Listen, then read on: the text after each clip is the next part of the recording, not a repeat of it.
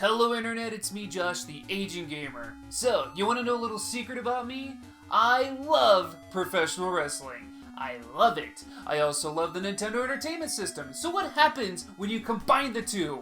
Well, in the early days of the NES, Nintendo took a lot of shots at sports titles, including baseball, golf, ice hockey, motocross, soccer, tennis, volleyball, and boxing.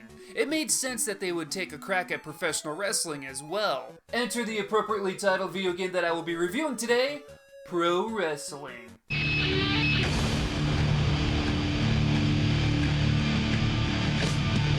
my life in the box in front of me. Taking talk in my arms is the soul of me. You walk by, ask to see me laying face down.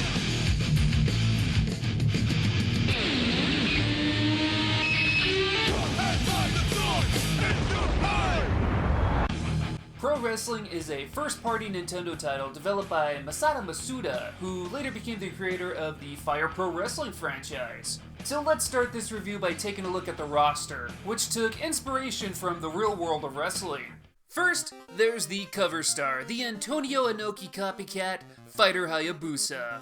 Then we have the most popular wrestler in the game, Starman. He doesn't appear to be based off a specific wrestler, but characterized off the Mexican lucha libre style of wrestling. We also have the Korean wrestler, Kin Korn Karn, who seems to be based off of real-life wrestler, Killer Khan. Hailing from the USA, there's the Hulk Hogan-inspired Giant Panther. There's also the completely random creature of the Black Lagoon monster, the Amazon. And last but not least, there's King Slender, the Ric Flair-styled wrestler. Woo! There's also one more wrestler in the game, but he's not playable because he's actually the final boss. It's the Great Puma. He's tough as hell and actually has everyone's special moves. His design seems to take inspiration from the legendary Japanese wrestler, Tiger Mask. So now that we know the cast of characters, let's get down to gameplay. For those unfamiliar with how wrestling works, here's how the matches go. Once the bell rings, the goal in a match is to beat up and damage your opponent enough so you can get a 3-count pinfall on them.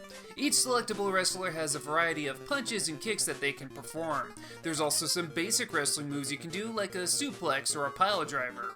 When performing these grapple moves, prepare for some button mashing action. If your opponent out-button mashes you, your opponent will reverse the move, so try weakening your opponent for a higher success rate. Start with some punches or basic grapples before moving on to bigger ones. There's more to matches than just walking around and attacking though. Time it right and you can do some running strikes. Not only that, but you can use the ring itself to your advantage. Knock the opponent down and try climbing the turnbuckle and hit a diving attack. Get close enough to the ropes and you can actually suplex or slam your opponent to the outside. If you can pull it off, you can even leap over the ropes to attack. Be careful being on the outside of the ring though. If the referee can count to 20 before you can get back in, you'll be counted out and you'll lose the match.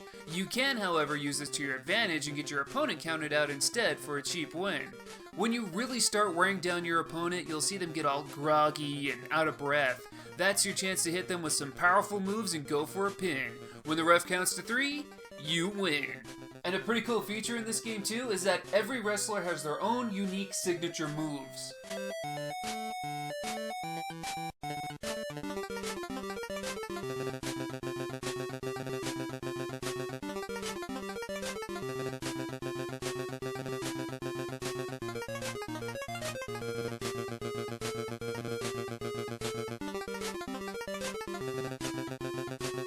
So now that we know how matches work, let's take a look at the gameplay modes. There's two different modes. There's single player and 2-player mode. In the single player mode, you'll select your wrestler and start your journey to become the ultimate VWA champion. You'll go through 5 matches. Upon the 5th match, you'll compete for the VWA title. Win the match and then you'll go through a series of matches to defend that championship. You have to go through approximately 10 matches before you reach the final boss of the game, the Great Puma.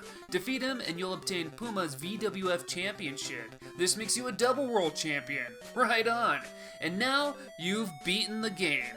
Now in the other mode, the 2-player mode, you and your player 2 will select your wrestler and have at it in the best 2 out of 3 matchup. And that's pretty much it. It's a button mashing good time.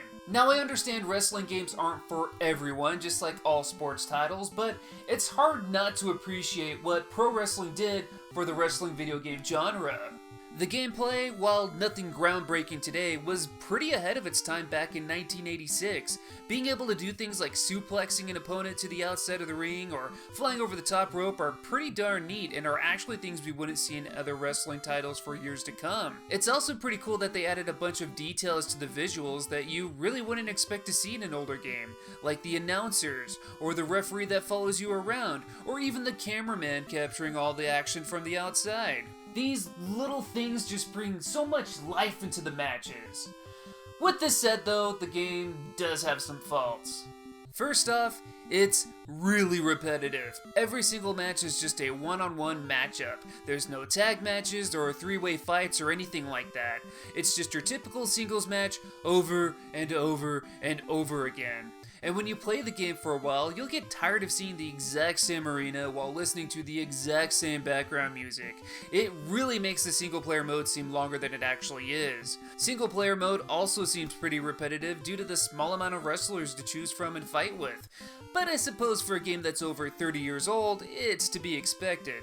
Though I've always wondered, who the hell are these two wrestlers? So how would I rank the game?